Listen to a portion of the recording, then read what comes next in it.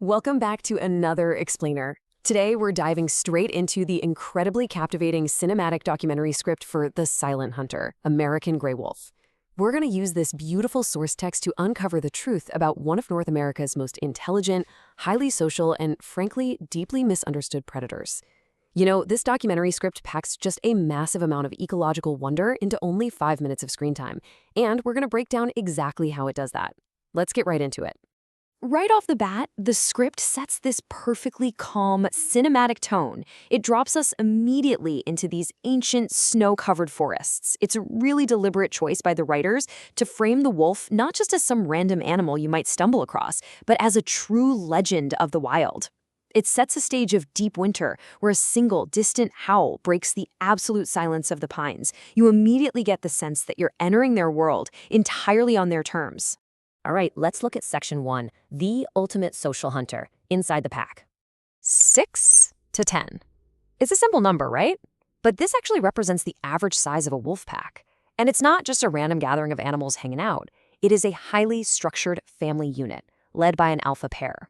The script makes it incredibly clear that inside this specific number, every single member has a highly specific role. Every single action has a purpose.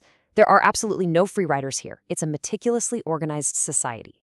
Now, to operate as that single, cohesive unit, they have to rely on constant, unbroken communication.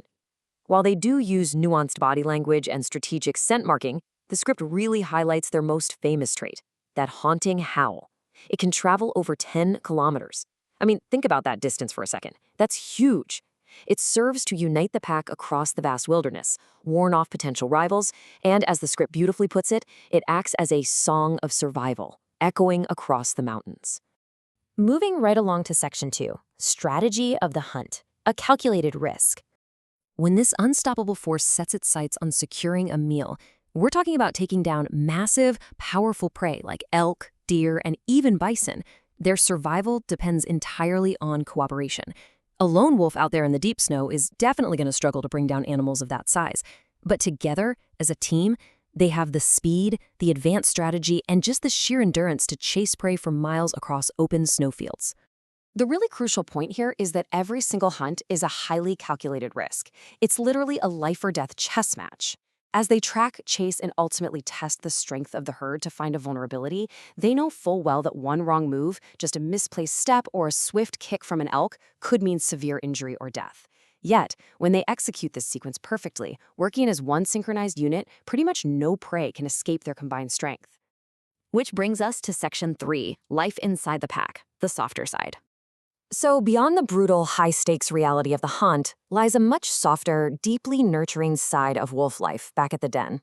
And this beautifully illustrates that their legendary strength is rooted not just in physical power or hunting skills, but in a profound social bond. When pups are born in the early spring, the workload doesn't just fall on the mother. Actually, the entire pack steps up. Every adult contributes to feeding those pups, guarding the den, and teaching the young ones the exact skills they're going to need to survive the harsh winters to come. It's just total unity. Okay, let's take a look at Section 4, the brink of extinction, the fall. Unfortunately, our hero's journey takes a pretty dark turn here. We have to examine the immense struggles and human conflicts that nearly wiped this deeply social animal off the map completely. Life for the gray wolf became incredibly difficult over the last century. Pre-1900s, they were thriving. But as human settlements expanded in the early 1900s, the friction really began. Severe habitat loss, relentless human conflict, and aggressive hunting pushed this magnificent species into a corner. By the time we hit the mid-1900s, the script notes they had vanished entirely from much of their historic range. They were pushed to the absolute edge of extinction. But here is where the story turns around. Section 5, the return and the trophic cascade. Hope was not lost. Through incredibly ambitious conservation efforts, most notably the famous reintroduction to Yellowstone National Park, we witnessed absolute magic. The simple act of returning a top predator completely rebalanced an entire sprawling ecosystem.